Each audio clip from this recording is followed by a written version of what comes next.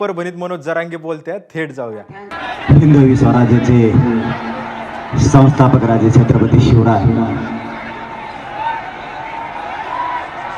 परभणी जिल्ह्यातील जमलेल्या माझ्या तमाम मराठा बांधवांना माझा मानाचा जय शिवराय.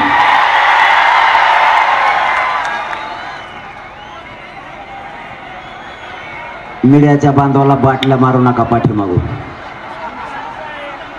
आपला उसळलेला जनसागर परभणीकरांनी दाखवलेली ताकद ही या महाराष्ट्रातल्या सरकारला दिसली पाहिजे, म्हणून मीडियाच्या बांधवांना पाठीमागून बाटल्या हाणू नका.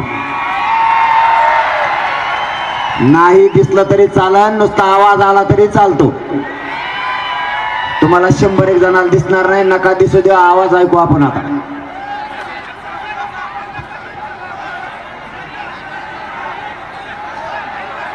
बाकीचे खाली बसा, इथले खाली बसा ना तुम्ही. बस खाली बस. काय आता पुढं माणसं बसलेत, आता राहू दे बाबा, काय करता आता.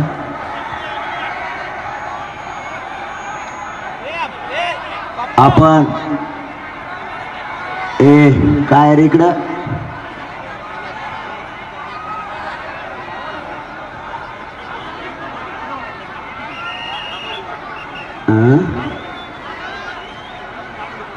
यार वाहतूक वाढू नका ना. एका बाजून त्यांना ठेवा, एका बाजून आपल्याला द्या. एक बाजू आपल्याला, एक बाजू पलीकडून. थोडा 10 मिनिटात उर घेतो मी. पोरावर थोडा रस्ता मोकळा सोडा. शांतता रॅली आपली. दुसरी रॅली निघाल्यावर मग बघू.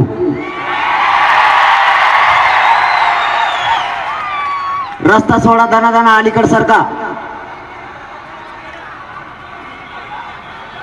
सरका आणखी थोडं थोडं पुढं पुढं सरका.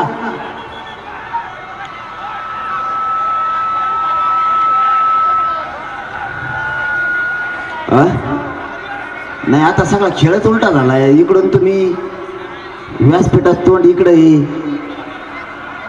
जाऊन द्या. आता चला, मला महत्वाच्या विषयावर यायचं. मराठा आरक्षणासाठी महाराष्ट्रातल्या मराठ्यांनी कंबर कसली. महाराष्ट्रातला मराठा समाज घरात बसायला तयार नाहीये. प्रत्येक मराठ्याला वाटायला लागलाय आपले दिवस गेले, आपण नाही काय करू शकलो, पण आता पुढच्या काळात आपल्या लेकरावरती वाईट वेळ नाही आली पाहिजे, म्हणून हा संघर्ष ते आंदोलनात उभा राहायचं. आणि मराठा समाज ताकदीने उभा राहिलाय. या सरकारनं छगन भुजबळचं ऐकून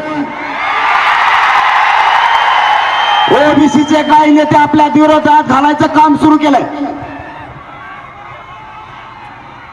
मायबाप मराठ्यांना तुम्हाला हात जोडून विनंती करून सांगतोय, आपल्या लेकराच्या न्यायासाठी एकाही मराठ्यांना 1 इंचही मागे सरकायचं नाही.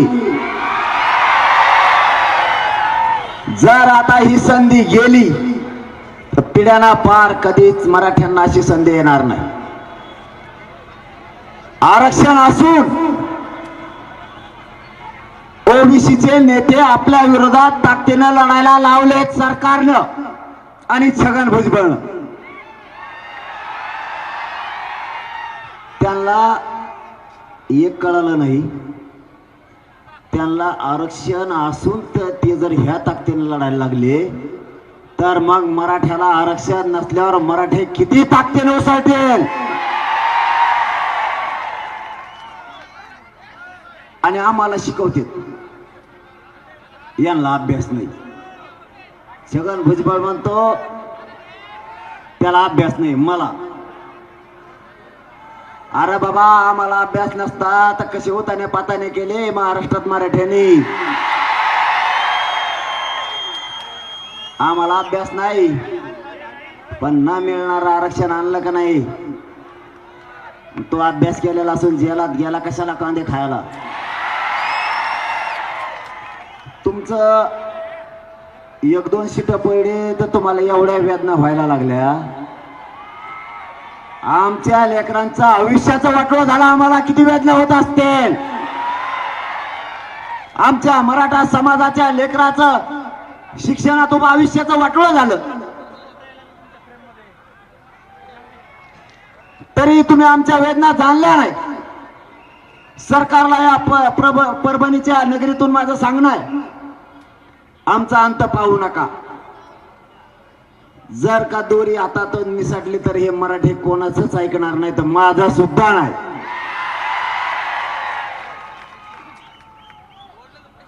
आपली मागणी सगळ्यात अगोदर होती, आजही 83 क्रमांकाला मराठा आहे, कुणबी आहे आणि मराठा आणि कुणबी एकच आहे ही मागणी. सरसकट मराठ्यांना कुणबी प्रमाणपत्र द्या.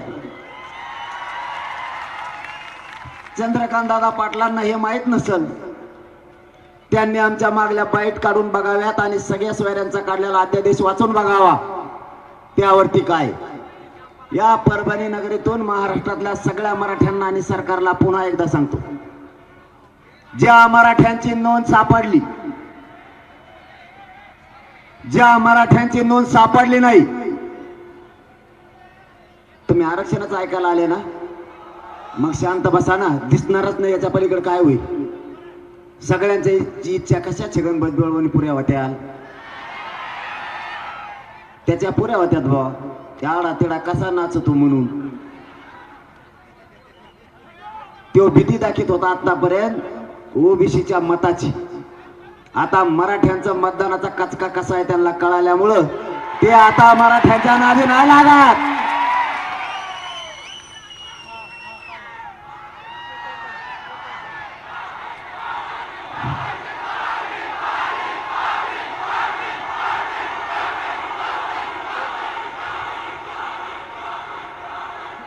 तुम्ही काळजीच करू नका रे, मिले खंबीर आहे त्यांना तुमच्या ताकदीमुळे.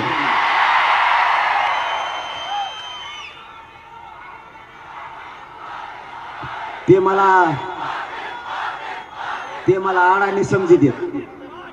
मला म्हणते अडाणी, याला कायद्याचा अभ्यास नाही, गावठी आहे. कसा गावठीनं खोटा ठोकलाय, उपसतोय का आता छगन भुजबळ.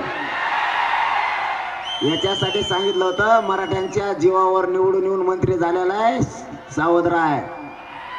आता येवल्यातले लोक म्हणतात, पाटील तुम्ही त्याला निवडून द्या, म्हणलं तरी आम्ही पाडणार आहे. घे खोटा गुतून. आता तो म्हणला होता मी 5 ठोकली मराठ्याच्या आरक्षणात, आता मराठ्याने कसा खोटा ठोकला उपटतो का तुला.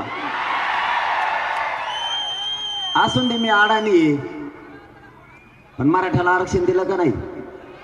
मी सरकारला सांगितलं होतं 54 लाख नोंदी निघाल्या, सरकारनं मला प्रोसिडिंग बुक देऊन सांगितलंय 54 लाख नाही 57 लाख नोंदी निघाल्यात. म्हणलं बरं झालं बाबा. मग तो एका नोंदीवर 40-50 प्रमाणपत्र निघत आहेत. आपण 3च धरू तरी 1.5 कोटी मराठा आजच आरक्षणात गेला. मी अडाणी आहे, छगन भुजबळ म्हणतो तर अडाणी आहे, पण दिलं का नाही मराठ्याला आरक्षण. तो म्हणतो कसला का दिसतो ते, तुला काय करायचं, मला काय लग्न करायचं तुझ्या संग,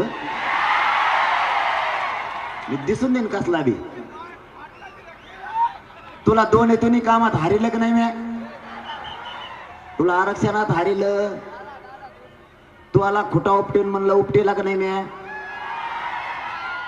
मराठ्याला मी एकदा सांगितलं, मराठ्यांची मता ताकद दिसली पाहिजे, मराठ्यांना भेले पाहिजेत, मराठ्यांच्या मताची दहशत झाली पाहिजे, माझ्या माता माऊलीला किंमत आली पाहिजे.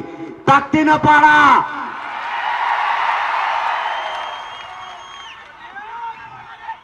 मराठ्याने रपा सगळेच पाडिले. या परभणी जिल्ह्यातल्या मराठा समाजाच्या साक्षीनं मी आज चंद्रकांतदादा पाटलांना सांगतो, सरकारची सुपारी घेऊन बोलू नका. आम्हाला अभ्यास नाही म्हणताय, पण अभ्यास तुम्ही करा. आधी सूचना वाचा काय आहे ती. आमची मागणी आहे, सरसकट मराठ्यांना कुणबी प्रमाणपत्र द्या. दुसरी मागणी अधिसूचनेची अशी आहे, एका मराठ्यांची जर नोंद निघाली ज्या मराठ्यांची नोंद निघाली नाही, हे मी 10 महिन्यापासून तुमच्या साक्षीने बोलतोय आणि मराठ्यांनाही सांगतो, लक्षात ठेवत जा.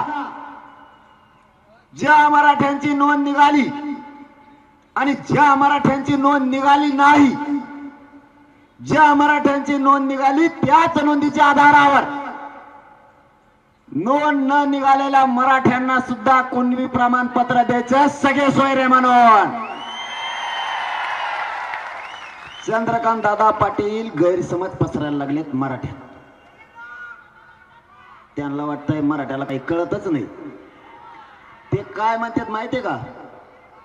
ते म्हणते 2017 सालीच हा कायदा पारित केलेला आहे.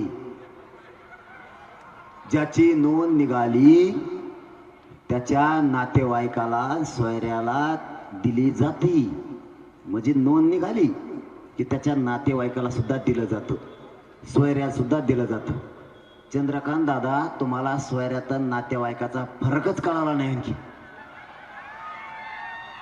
ते सोयरे कोणाला म्हणतात माहिती आहे तुम्हाला? ते म्हणतात ज्याची नोंद निघाली त्याच्या सोयऱ्याला देतो ना राव आम्ही. म्हणलं कोणत्या सोयऱ्याला देता तुम्ही? त्यांनी सांगितलं ज्याची नोंद निघाली त्याच्या चुलत्याला, पुतण्याला, आजोबाला, आज्याला. आयला म्हणलं तुमच्यात हे सोयरे केव्हापासून झाले? चुलत्या पुतण्या लग्न केव्हापासून करायला लागले? आमच्यात नाही वा चुलत्याचं आणि पुतण्याचं लग्न होत, तुमच्यात होतं का? त्याला सगळे सोयरे नाही म्हणत. म्हणलं आपली व्याख्या अशी आहे, ज्या मराठ्यांची नोंद निघाली त्याच्या सोयऱ्यांना सुद्धा द्यायचं, नोंद नसली तरी. व्याख्या अशी आहे, मराठा समाजात पिढ्याना पार परंपरेनुसार राज्यांतर्गत लग्नाच्या सोयरिकी जुळतात, गणगोतात ते सगळे सोयरे.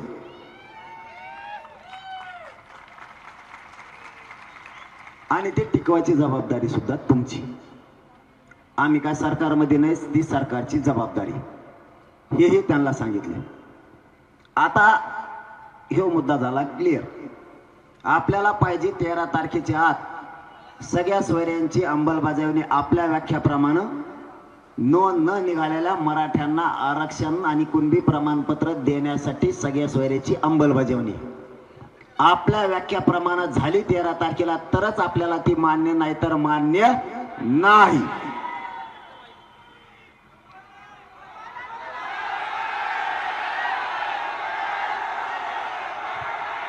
काय अगं बाय बाय बाय बाय, सगळे येतात का तुम्ही? बघू मग आता काय, मुंबई तो मुंबई.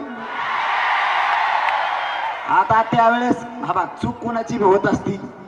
मी तुमचा लेकरू आहे, प्रामाणिकपणाने लढतो, तुमच्याशी गद्दारी करत नाही, इकत नाही, फुटत नाही, मॅनेज होत नाही, पैसे घेत नाही, पद घेत नाही. माझी काही चूक नाही. मी सांगितलं सगळ्या सोयऱ्याची अंमलबजावणी करा. त्यांनी सांगितलं 2012च्या कायद्यात दुरुस्ती करावी लागणार आहे, त्याच्यासाठी अधिसूचना काढावं लागेल, त्याच्याशिवाय सगळ्या सोयऱ्याचं देता येणार नाही. म्हणलं ठीक आहे, अधिसूचना काढली. मी तुम्हाला तुमची इच्छा नसताना मुंबईतून माघारी आणलं. पण जे नियम होते त्या नियमाप्रमाणे वागणं गरजेचं होतं. अधिसूचना काढल्याशिवाय 2012च्या कायद्यात दुरुस्ती होणार नव्हती. त्याच्यात सुधारणा करायची असली तर 2012च्या कायद्यानं 2001च्या कायद्यानुसार आरक्षण दिलेलं आहे, त्यामुळे त्याच्यात बदल केल्याशिवाय पर्याय नव्हता. म्हणून अधिसूचनेची आवश्यकता होती, म्हणून आपण थांबलो. पण आता जर मुंबईला जायची वेळ आली तर तुम्ही म्हणता तवा माघारी येऊ.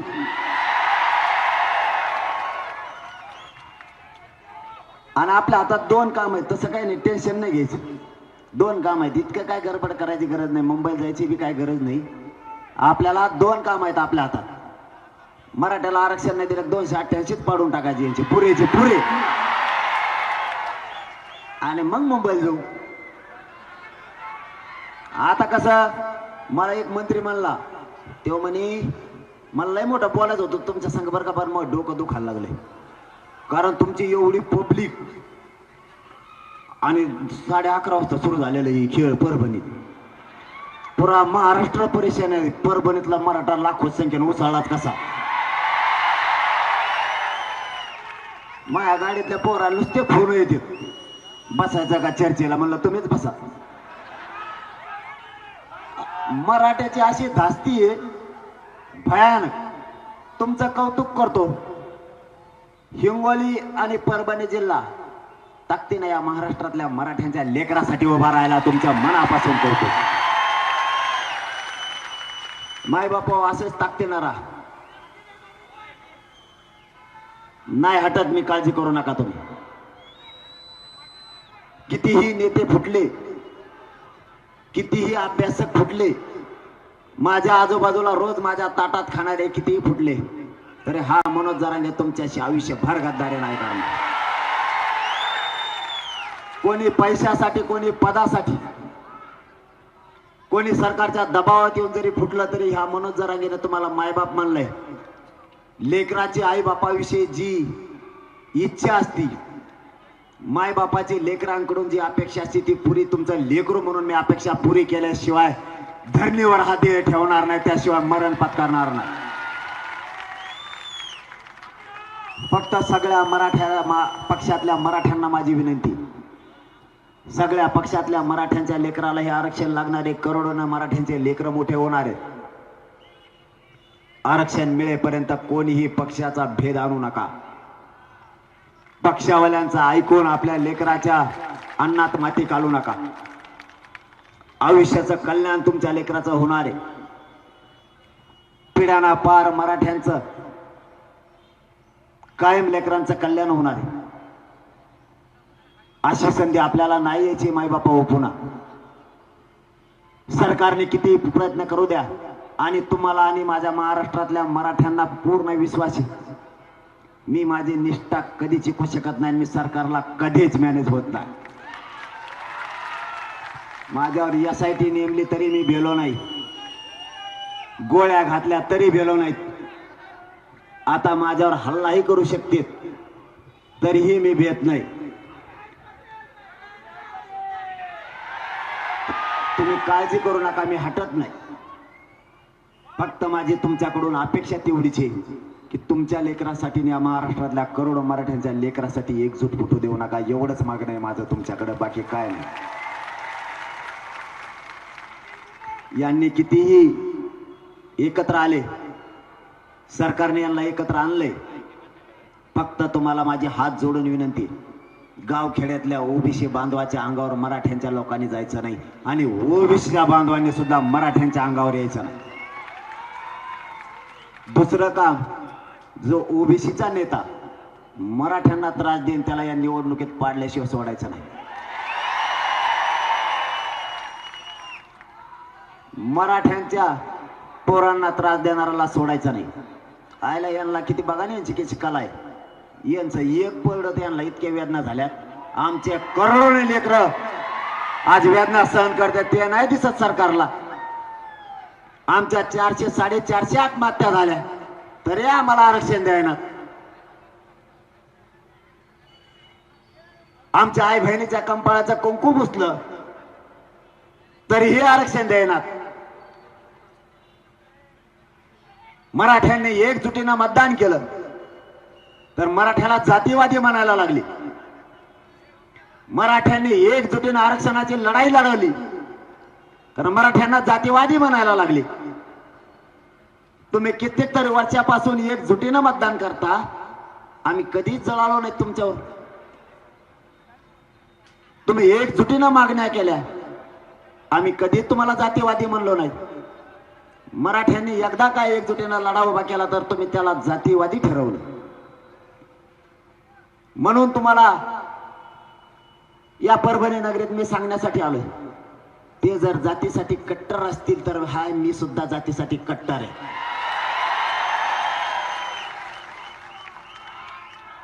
तुम्ही जर तुमच्या जातीसाठी केसेस घ्यायला भेटणार नसलात तर माझाही मराठा खोटेच केसेस घ्यायला भेट नाही.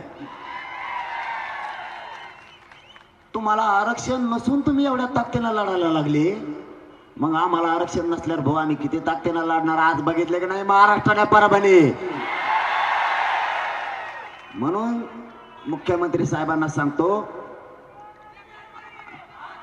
आणि फडणवीस साहेबांना सुद्धा सांगतो,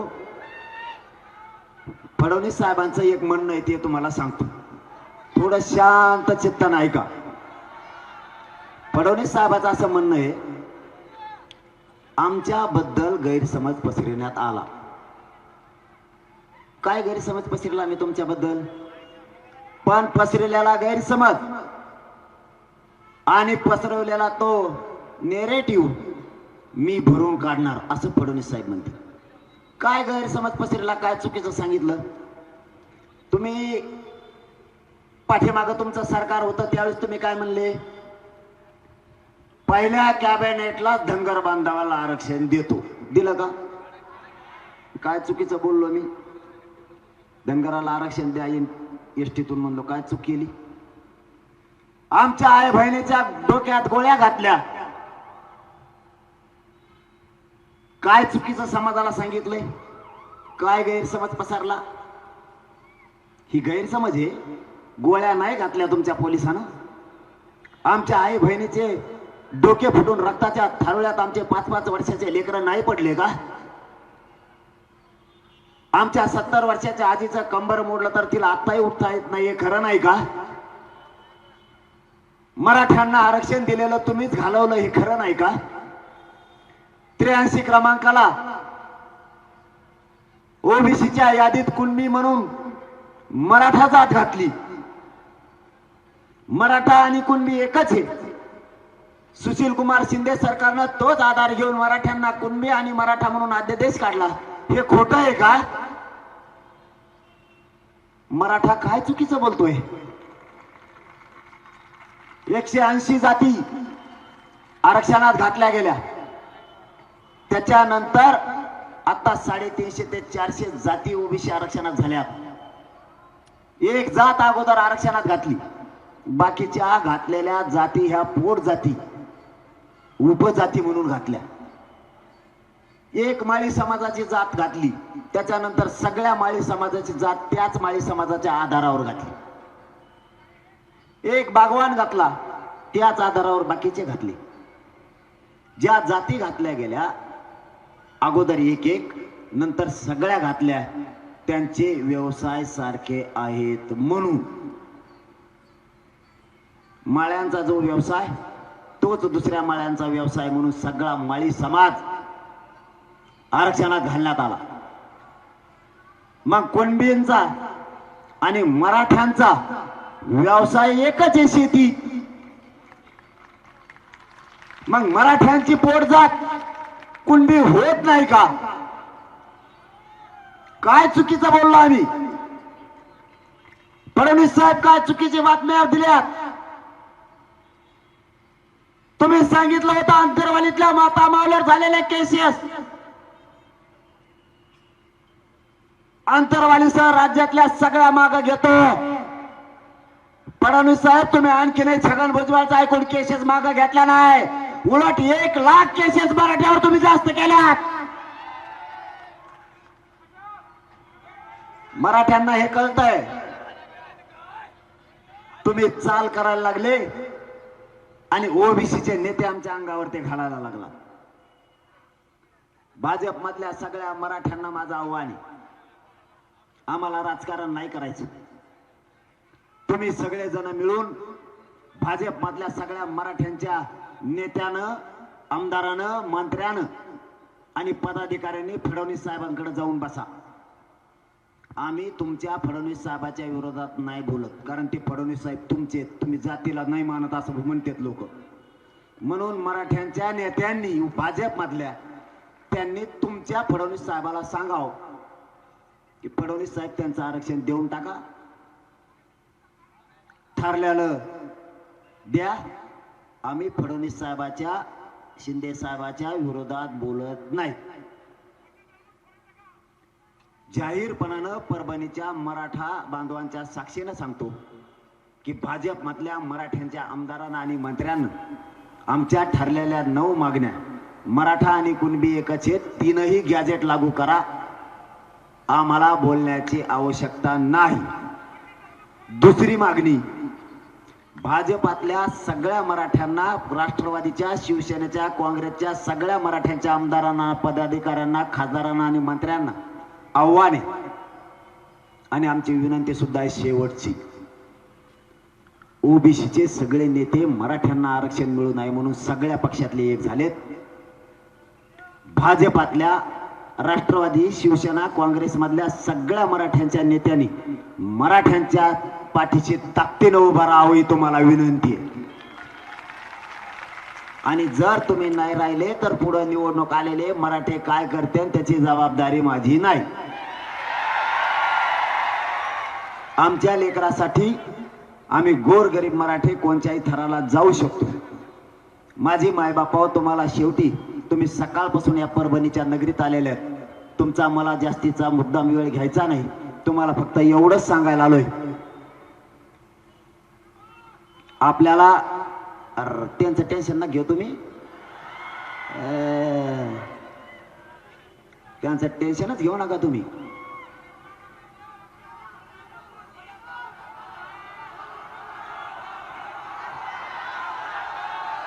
कोण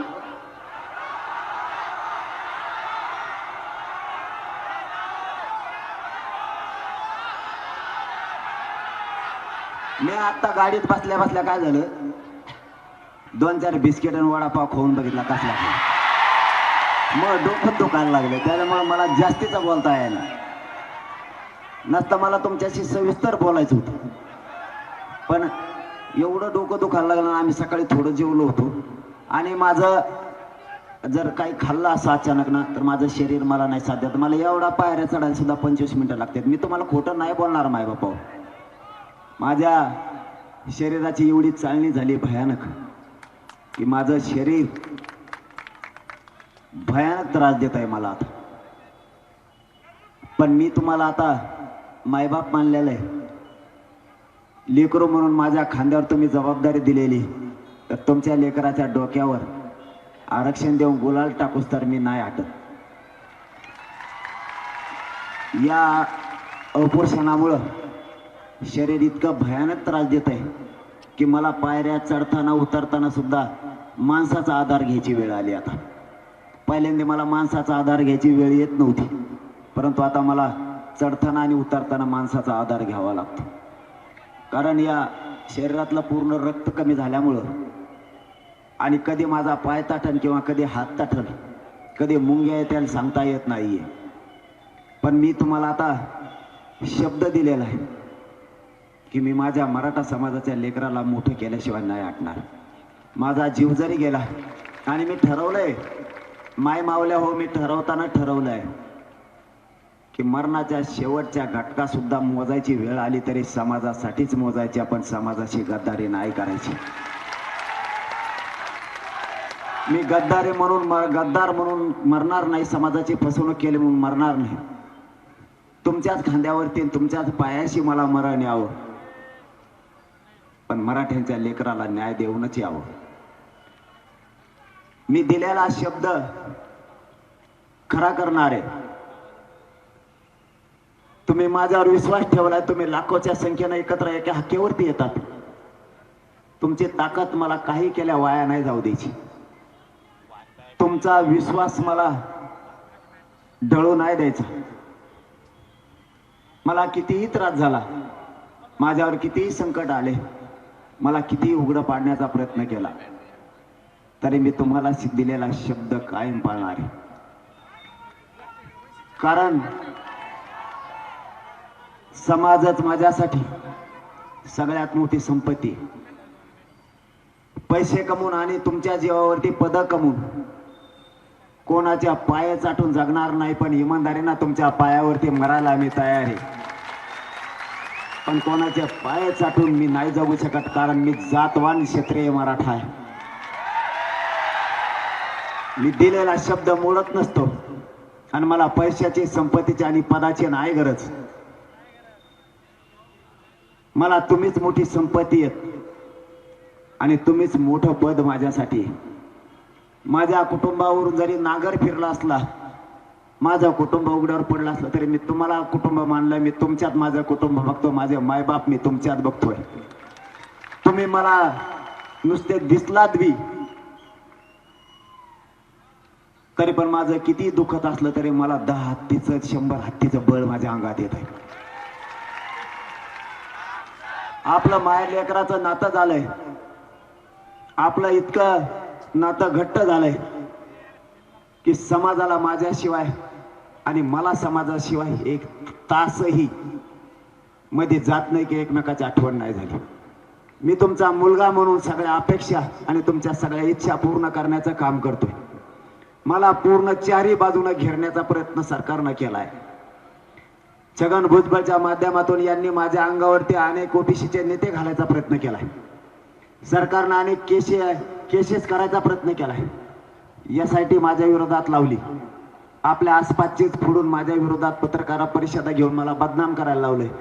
मला चारी बाजूना घेरायचा प्रयत्न केलाय. सरकारची एकच इच्छा आहे, हा निष्ठावान आहे, हा मॅनेज होत नाही.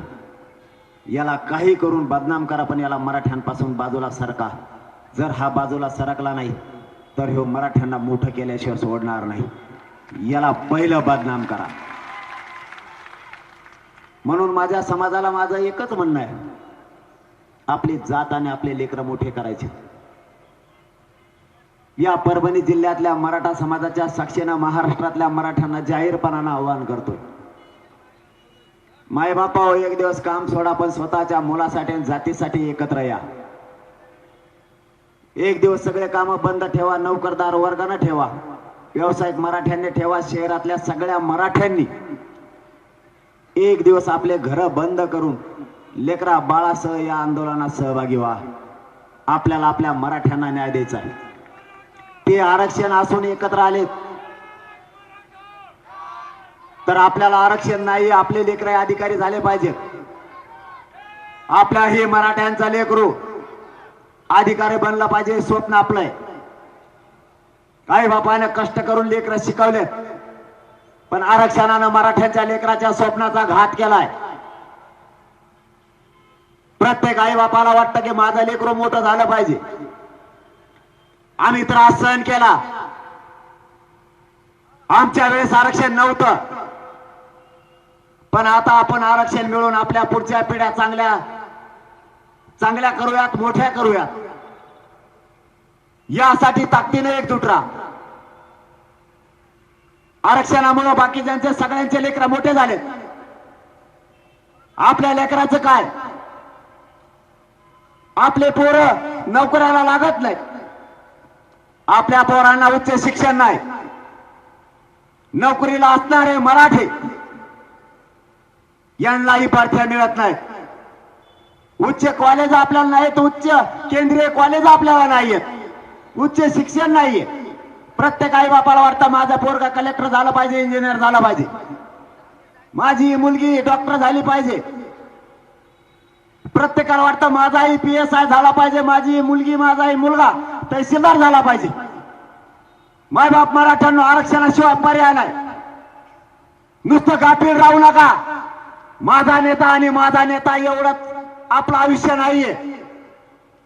नेते मोठे करायचे आणि स्वतःच्या मुलाला डोळ्यात देखता उपाशी मरताना बघायचं, हे आता होऊ देऊ नका. आपले लेकरही मोठे झाले पाहिजेत आणि आरक्षणातून आपले लेकर मोठे होणार आहेत. काही झालं तरी महाराष्ट्रातल्या मराठ्यांना ओबीसीतून आरक्षण मिळवून द्यायचं, त्याशिवाय थांबायचं नाही. शेवटचं सांगतो,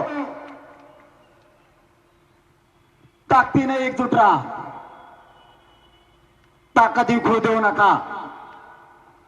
सरकारनं जर आपलं आरक्षण नाही दिलं तर महाराष्ट्रातली सगळ्यात मोठी एखाद्या मैदानावर बैठक घेऊन, मराठ्यांची बैठक घेऊन पुढचा निर्णय आपण ठरवू. जर आपल्याला नाही आरक्षण दिलं तर 288 उभा करायचे का 288 पाडायचे.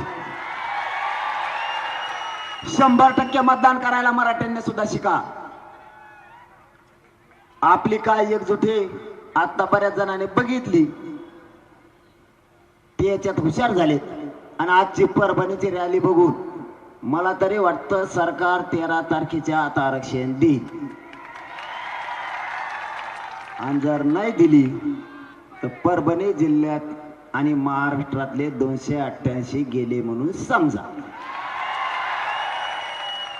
कोणत्या नेत्याला भ्यायचं नाही तुम्हाला सांगतो आणि महाराष्ट्रातल्या मराठ्याला सांगतो. कोणत्या नेत्या पेत्याचे दहशत नाही, काही नाही, कोणाला भ्यायचं नाही, काही समान नाही.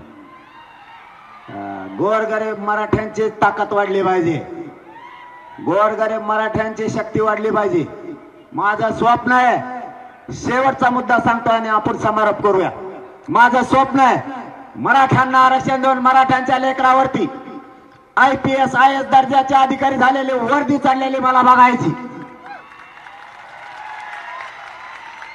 आणि गोरगरीब मराठ्यांना या महाराष्ट्रात किंमत आली पाहिजे. गोरगरीब मराठ्यांशिवाय या महाराष्ट्रातला पानही आलं नाही पाहिजे. एवढी एकजूट राहू द्या, एकजुटीनं मतदान करायचं. गोरगरीब मराठ्यांनी एक शिक्का मतदान करायचं. मला गोरगरिबांच्या चपला सकट पाय पडलेले लोक बघायचे. आताच पडायला लागलेत, कचाकच चपला सकट पाय पडत आहेत मराठ्याचे. एवढी किंमत माझ्या गोरगरिबाला आली, ती आपल्याला आणायची. अंग त्रास द्यायला लागले, जसं बोलन तसं तसं. तुमची दिलगिरी व्यक्त करतो. आणखीन थोडं बोलायचं होतं, परंतु डोकं ते प्रचंड दुखायला लागल्यामुळं त्रास होतोय. तुम्हाला माझी एक विनंती आहे की माय बापा हो, एकजूट फुटू देऊ नका. आरक्षण घेतल्याशिवाय मी हटणार नाही.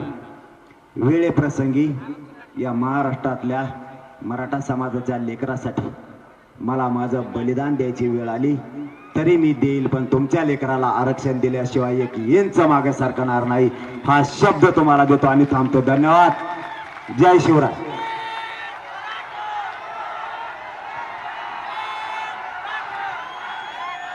तर मराठ्यांनी एकजुटीनं येणाऱ्या काळाला सामोरं गेलं पाहिजे. एकजुटीनं मतदान करा. जर सरकारनं आपल्याला आरक्षण दिलं नाही तर 288 उमेदवार सरकारचे पडतील, असा इशारा मनोज जरांगे यांनी दिलेला आहे. एकजुटीनं पुन्हा एकदा निवडणुकीला सामोरे जा, मराठ्यांनी एकजूट व्हा, असं आवाहन मनोज जरांगे यांनी केलंय.